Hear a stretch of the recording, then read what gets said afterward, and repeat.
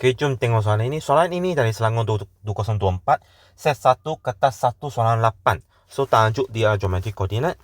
So, koordinat bagi A, B dan C masing-masing yang ni. Diminta kami cari bersama kali lurus yang melalui titik A dan titik tengah BC. Okay. So, kami mau cari titik tengah BC dahulu lah.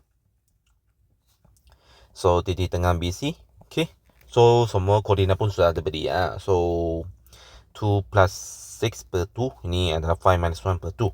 So, koordinat dia adalah 4, 2. Okay. So, sudah ada dua titik dah. Kami boleh cari dah. Okay. So, persamaan yang perlukan adalah Y tolak 2, Y tolak Y1 per X tolak X1 lah. So, bermaksud Y tolak 2 per X tolak 4 sama dengan Y2 tolak Y1. So, 1 tolak 2, 0 tolak 4. So, Y minus 2 sama dengan 1 per 4 X tolak 1.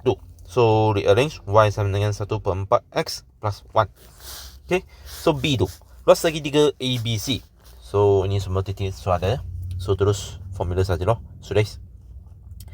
So, luas ABC sama dengan ikut mana-mana urutan yang kamu suka lah. So, saya letak A dahulu. Saya letak B. Dan C. So, kembali ke A. Then, mau darab lah. Okay. So, untuk ini, mereka cakap lah. You kena tunjukkan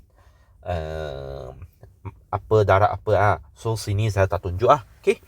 So, saya akan tepat negative 2 plus 6 tolak 2 tolak 30. Okay. Then, this one negative 28.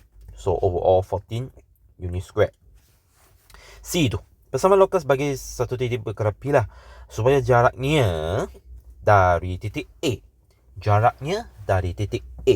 Iaitu PA loh. Okay. Dan titik C adalah sama. Bermaksud PC adalah sama. So, diminta kami cari persamaan lokus. So, sini kami guna konsep jarak oh.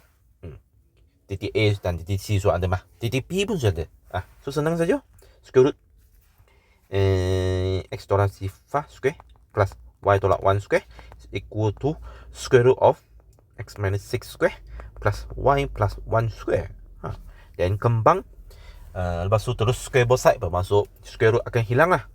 So, bermaksud X square plus Y square tolak 2Y plus 1 sama dengan X square plus Y square tolak 12X plus 2Y plus 37. Okay. Then rearrange. So, bermaksud 12X tolak 4Y tolak 36 equal to 0.